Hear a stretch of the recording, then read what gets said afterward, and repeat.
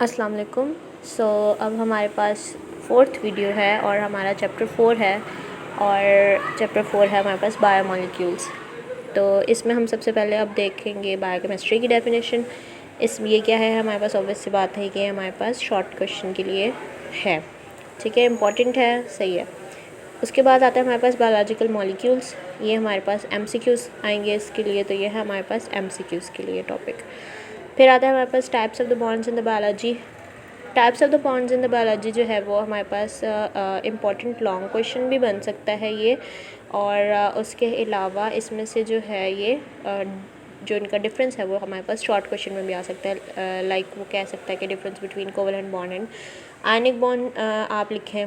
उसके अलावा hydrogen bond and covalent bond में भी डिफरेंस आ सकता है, hydrogen bond and ionic bond में भी डिफरेंस आ सकता है, ठीक है। तो वो आपने डिफरेंस याद करना है इनका, उसको उस हिसाब से प्रिपेयर करना है। और इसमें आपने जो है वो ये डायग्राम्स जो हैं ज़रूर याद रखनी है। और पहले डायग्राम्स को समझेंगे तो आपके लिए टॉपिक समझना ज़्यादा आसान होगा। और आपको अगर किसी भी टॉपिक में कन्फ्यूजन हो तो वो आप मुझे कमेंट्स करके बता सकते हैं, तो हम उस टॉपिक के ऊपर अलग से वीडियो भी बना लेंगे, वो कोई मसला नहीं है। मैं चाह रही थी कि बस आप लोगों को पहले हम एक दफ़ा सीरीज़ में सारी वीडियो सारे चैप्टर्स को कवर कर लें और कि कौन सा टॉपिक जो है वो शॉर्ट क्वेश्चन के लिए, कौन सा टॉपिक जो है वो लॉन्ग क्वेश्चन के लिए है। और उसके बाद फिर हम लोग जो है वो टॉपिक वाइज आपके रिक्वेस्ट्स के ऊपर टॉपिक्स को हम डिस्कस करना शुरू करें डिटेल में। तो अभी हमारे पास हम कहाँ थे टॉपिक पे, हाइड्रोजन बॉन्ड का मैं आपको बता रही थी कि जो हाइड्रोजन बॉन्ड है ये हमारे पास अलग से भी लॉन्ग क्वेश्चन आ सकता है। ओके, सो ये इंपॉर्टेंट तो है ही types of bonds in biology, but hydrogen bond अलग से एक इम्पॉर्टेंट लॉन्ग बन सकता है। ओके, सो फिर आता है हमारे पास कंडेंसेशन एंड द हाइड्रोलाइसिस। इसमें क्या होता है हमारे पास, ये जो इसके डायग्राम्स हैं, आपने सारी डायग्राम्स को ज़रूर देखना है क्योंकि इस बुक में उन्होंने एक्स्ट्रा डायग्राम्स ऐड की हैं। जो पिछली बुक में टॉपिक्स थे वो इस बुक में टॉपिक्स हैं, लेकिन डायग्राम्स जो थी वो उन्होंने ऐड की हैं टॉपिक्स के अंदर। तो यकीनन वो डायग्राम्स इंपॉर्टेंट हैं और वो आपने ज़रूर एक एक दफ़ा देखनी है, ताकि अगर आपको वो कभी शॉर्ट क्वेश्चन में या MCQs में दें तो वो आपको उनका पता हो कि ये मैंने कहाँ देखी थी या मैं इसको किस तरह सॉल्व कर सकता हूँ। ओके, सो फिर उसके बाद है importance of water. Importance of water जो है वो लॉन्ग क्वेश्चन है। इसकी सॉल्वेंट प्रॉपर्टीज़, ये सारा ये जो है वो लॉन्ग क्वेश्चन है। ये जो हैं ये heat capacity, heat of vaporization, ये सारे जो हैं ये टॉपिक्स हैं शॉर्ट क्वेश्चंस। कोहीजन, ये भी सारा शॉर्ट क्वेश्चन है। आयनाइजेशन ऑफ वाटर भी शॉर्ट क्वेश्चन है, ठीक है। उसके अलावा आ जाता है maximum density at the 4th degree, ये भी शॉर्ट क्वेश्चन है, लेकिन ये टेबल जो है वो आपको लॉन्ग क्वेश्चन में आ सकता है, देने को वो दे सकता है, लेकिन इतना वो इम्पॉर्टेंट टेबल नहीं है। फिर आता है हमारे पास कार्बोहाइड्रेट्स। कार्बोहाइड्रेट्स के अगर हम बात करें तो क्लासिफिकेशन ऑफ द कार्बोहाइड्रेट्स, ये है आपका इम्पॉर्टेंट लॉन्ग क्वेश्चन है, ठीक है। मोनोसेकेराइड्स एंड पॉलीसेकेराइड्स, ठीक है। आगे से यहाँ पे डाइसेकेराइड्स भी हैं, तो ये सारे जो हैं ये लॉन्ग क्वेश्चन हैं आपके, ठीक है। इसमें हमने जो है वो ये माल्टोज़, लैक्टोज़ एंड सुक्रोज़, ये आपने जो है वो शॉर्ट क्वेश्चन के लिए भी प्रिपेयर करनी है और इनका स्ट्रक्चरल फार्मूला भी आप एक एक दफ़ा ज़रूर देख लीजिएगा। ख़ास तौर पर ये जो आपका ग्लाइकोसिडिक बॉन्ड है ये एक इम्पॉर्टेंट शॉर्ट क्वेश्चन है, ठीक है। और उसने यहाँ पे डायग्राम भी बनाकर बताई हुई है कि आपको ये जो बन रहा है ये हमारे पास ग्लाइकोसिडिक बॉन्ड बन रहा है। तो ये हमारे पास एक इम्पॉर्टेंट शॉर्ट क्वेश्चन के तौर पर आ सकता है कि वो कह सकते हैं define glycosidic bond and draw it. तो आपने डिफाइन यहाँ से करना है और ड्रॉ आपने ये वाला कर देना है बॉन्ड स्ट्रक्चर बना के। पॉलीसेकेराइड्स का मैंने आपको बता दिया है कि ये लॉन्ग क्वेश्चन है और अलग से ये शॉर्ट क्वेश्चन में आ जाता है, लेकिन ये कोई इतना इंपॉर्टेंट शॉर्ट क्वेश्चंस नहीं है। लॉन्ग क्वेश्चन ये ज़्यादा इंपॉर्टेंट है। फिर हमारे पास हैं प्रोटीन्स की अगर हम बात करें तो प्रोटीन एक लॉन्ग क्वेश्चन है और इसमें से जो है वो ज़्यादातर इसका स्ट्रक्चरल लेवल ऑफ प्रोटीन्स जो हैं, primary structure, secondary, tertiary and quaternary structure जो है वो ये ज़्यादा इम्पॉर्टेंट लॉन्ग क्वेश्चन है मेरे हिसाब से। इसमें आपने पूरा डिटेल से उसको बताना है, हीमोग्लोबिन के बारे में, ठीक है। ये सारा सिकल सेल एनीमिया, ये जो है वो एक इम्पॉर्टेंट शॉर्ट क्वेश्चन है। ओके, सो ये आपने याद रखना है कि जो सिकल सेल एनीमिया है ये आपके पास इम्पॉर्टेंट शॉर्ट क्वेश्चन है। सही है। उसके अलावा आ जाता है हमारे पास secondary structure, tertiary structure, quaternary structure.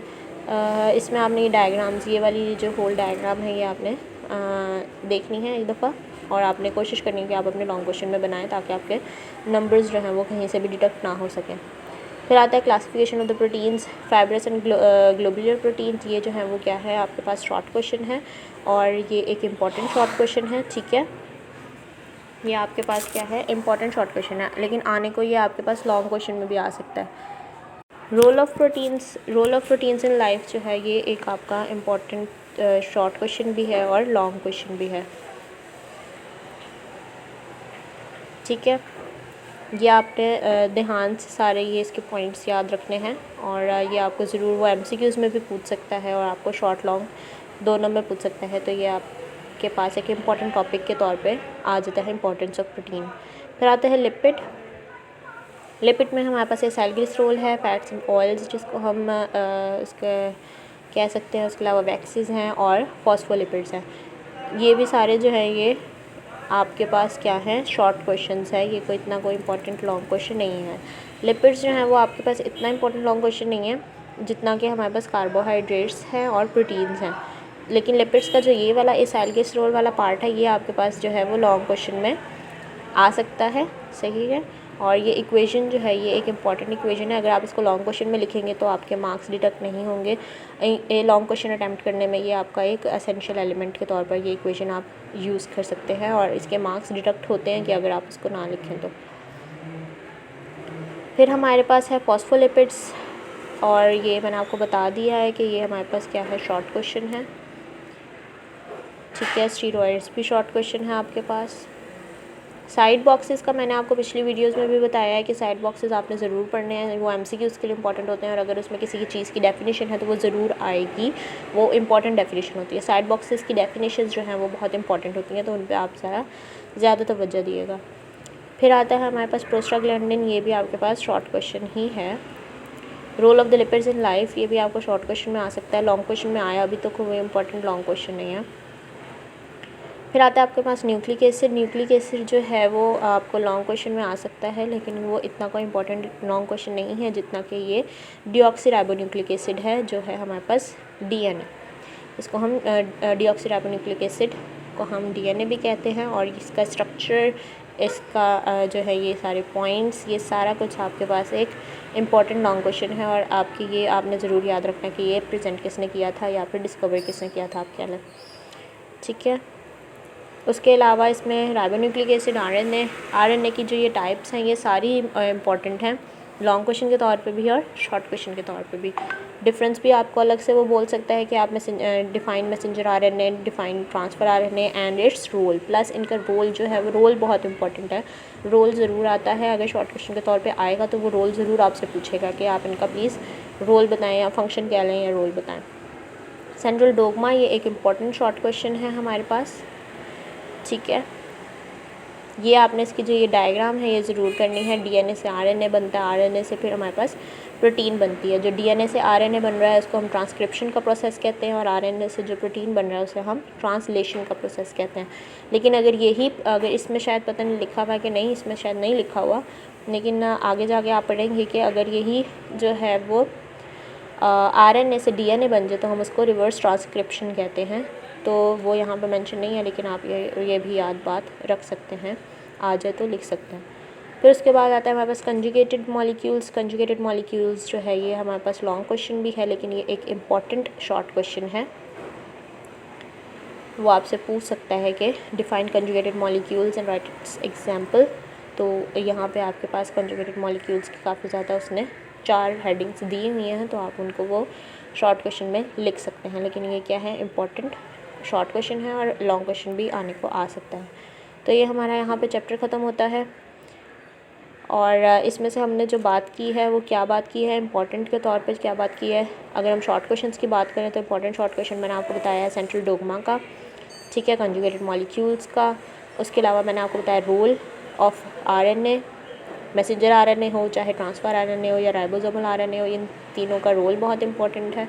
दूसरा मैंने आपको बताया था यहाँ पे ग्लाइकोसिडिक बॉन्ड बताया था, और यहाँ पे फॉस्फोलिपिड अगर बॉन्ड आपको कहीं नज़र आए तो वो भी बहुत इंपॉर्टेंट शॉर्ट क्वेश्चन है। उसके अलावा यहाँ पर मैंने आपको और क्या शॉर्ट क्वेश्चन बताया है, मैं आपको एक इक्वेशन बहुत इंपॉर्टेंट बताई है। उसके अलावा मैंने आपको ये टेबल बहुत इंपॉर्टेंट कहा है कि शॉर्ट क्वेश्चन के तौर पर ये टेबल बहुत इंपॉर्टेंट है। उसके बाद हमने बात की है लॉन्ग क्वेश्चंस की। अगर हम बात करें तो लॉन्ग क्वेश्चंस में मैंने आपको बताया है कि उसमें प्रोटीन्स का, स्ट्रक्चर ऑफ प्रोटीन का लॉन्ग क्वेश्चन है इम्पॉर्टेंट। उसके अलावा हमारे पास ये जो इसकी कार्बोहाइड्रेट्स की हैं वो इम्पॉर्टेंट हैं, और ये लिपिड्स का ये इसाइल ग्लिसरॉल वाला टॉपिक बहुत इंपॉर्टेंट लॉन्ग क्वेश्चन है। और रोल ऑफ प्रोटीन्स वहाँ पे बहुत इंपॉर्टेंट लॉन्ग क्वेश्चन था। उसके अलावा ये राइबोन्यूक्लिक एसिड और डीएनए, ये बहुत इंपॉर्टेंट है लॉन्ग क्वेश्चन के तौर पर।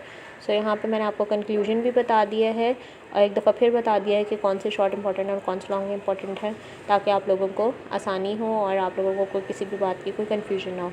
सो यहाँ पे हमारा चैप्टर ख़त्म होता है तो डिस्कशन भी ख़त्म होती है। इंशाल्लाह नेक्स्ट वीडियो में हम चैप्टर 5 करेंगे, उसके देखेंगे कि टॉपिक वाइज के शॉर्ट क्वेश्चन कौन से हैं और इम्पॉर्टेंट और लॉन्ग क्वेश्चन कौन से हैं। और हमेशा की तरह मैं आपको ज़रूर ये कहूँगी कि आप वीडियो को सब्सक्राइब करना मत भूलिएगा, चैनल को सब्सक्राइब करें, वीडियो को लाइक करें और जो है वो इस वीडियो को शेयर ज़रूर करें अपने फ्रेंड्स के साथ, ताकि उनको भी ये बुक समझने में आसानी हो, क्योंकि ये बुक न्यू है। तो इसके मैं चाह रही हूँ कि आप लोगों को एक दफ़ा टॉपिक वाइज पता चल जाए कि कौन सा टॉपिक शॉर्ट है, कौन सा टॉपिक लॉन्ग है। और मैंने जैसे पहले भी मेंशन किया कि आप लोग मुझे बता सकते हैं कि आपको कौन से टॉपिक में मसला हो रहा है, तो हम उसको समझ लेंगे, अलग से समझ लेंगे। जैसे ही ये सीरीज़ ख़त्म होगी तो हम वो टॉपिक अरेंज करके मैं उनकी एक लिस्ट बनाऊँगी और लिस्ट बना के फिर हम बारी बारी उनको देख लेंगे वीडियो में, ठीक है। सो वो किसी भी चैप्टर का टॉपिक हो तो वो आप मुझे ज़रूर कमेंट्स करके बता सकते हैं, हम उस टॉपिक को डिस्कस करेंगे, उस पर वीडियो बनाएंगे इंशाल्लाह। ओके, सो थैंक यू, अल्लाह हाफ़िज़।